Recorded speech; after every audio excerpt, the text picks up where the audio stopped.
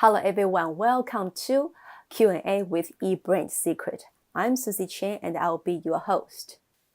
If you're an Australian brand who is looking to explore the Chinese market, you probably will have come across the term cross-border e-commerce. But what is it? What is cross-border e-commerce? Well, that's what we'll be talking about today.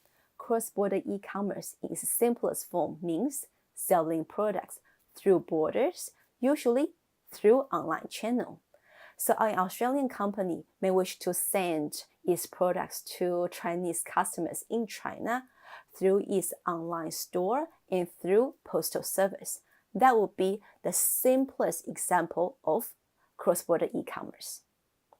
Now, compared to the more traditional import model, which is general trade, cross-border e-commerce involves less steps, and it has opened the door for smaller brands to try the new market, such as Chinese market, in a more economical way. If we were to think about the traditional import model, the general trade model, the process itself can be quite involved. We will need to register our products and apply for permit, import permit. Once we have the details sorted out, then we need to ship our items, our products, to the border for clearance. Once we have our products cleared, then we are now ready to actually enter the local market. As you can see, the process itself can be quite drawn out, and it can take months or even years. And of course, the process itself demands significant financial investment. By comparison, cross-border e-commerce is less complicated, so usually involves a brand having an online store.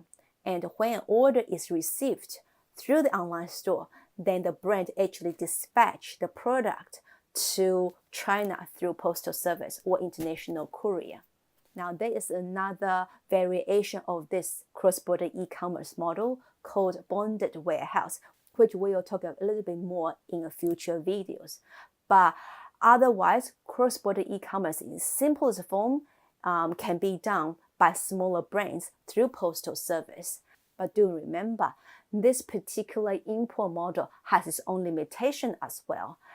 Just like the traditional import model, general trade has its own advantage and limitation. So it really depends on, I guess, your business requirements as to which model that you will be choosing.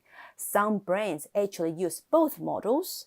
Some brands will try the cross-border e-commerce model first before they switch to the traditional general trade model. Now, I hope that you have a better idea what cross-border e-commerce is about. In the future videos, we'll be talking more about the details of this particular model and what are the things that we need to watch out for if we want to consider this importing model.